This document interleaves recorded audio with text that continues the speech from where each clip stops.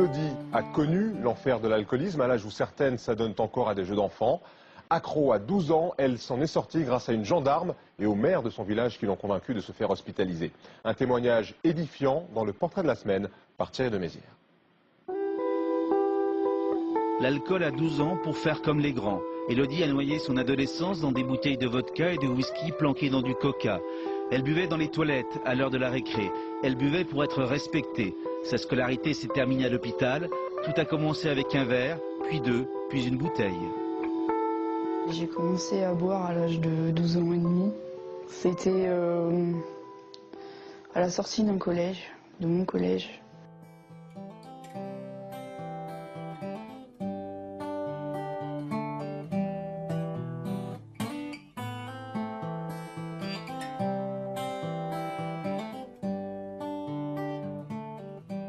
Il est autour de 5 thèmes, dont celui de l'addiction.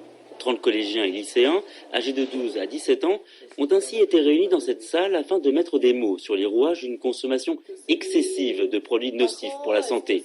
Une conduite à risque essentiellement motivée par un certain esprit de contradiction.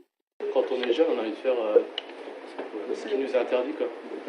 Prendre du cannabis, du tabac, de l'alcool. Et cet engrenage est souvent lié au manque de confiance des adolescents qui peuvent alors se laisser influencer. Est-ce que c'est facile de refuser quand on est en groupe, quand les jeunes sont en groupe? Ce qui revient, c'est beaucoup le risque d'exclusion. Hein. Ça fait plusieurs fois que vous dites ça. Enfin, on va se sentir exclu. On va se sentir exclu. Ça sera un sentiment d'impression, en fait. On sera peut-être pas exclu, mais on se sentira quand même exclu. Une fragilité psychologique qui, selon ses élèves, peut parfois être accentuée par une vie familiale déséquilibrée. Il y a des enfants qui ne voient jamais leurs parents parce qu'ils travaillent de nuit, qu'ils travaillent loin. Et les enfants, ils peuvent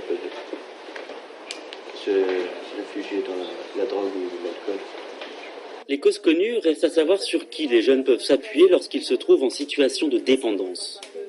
Est-ce qu'il y a des personnes ressources, par exemple, sur qui vous pouvez vous appuyer? Ça peut être des personnes de votre entourage, ça peut être des professionnels. Moi, je penserais plutôt aux amis, quoi.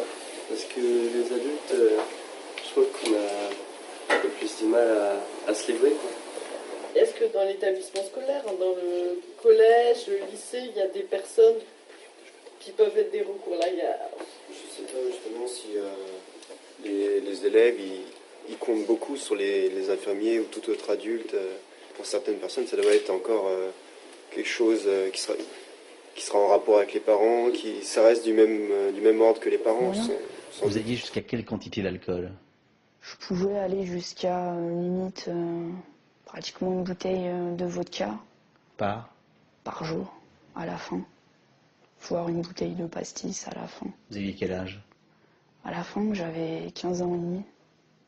Le choix entre un gars qui fume de temps en temps aux soirées et un gars qui fume tout le temps, je choisirais le gars qui fume moins parce que forcément, moi je trouve que ceux qui fument trop, ils ont beaucoup moins de conversations. Après, leur seule et unique préoccupation, c'est le shit, le cannabis, les joints. Donc voilà quoi, il y en a marre au bout d'un moment. C'est clair que ça va bien 5 minutes quoi, mais il y a des limites. Moi, je veux pas que le cannabis, ça me pourrisse ma scolarité, en gros, quoi. Je sais que si je fumerais un joint avant d'aller au collège ou entre midi et 2, mon après-midi elle est finie, quoi. J'aurais rien appris et quand j'ai commencé à fumer du shit, je m'en foutais tout.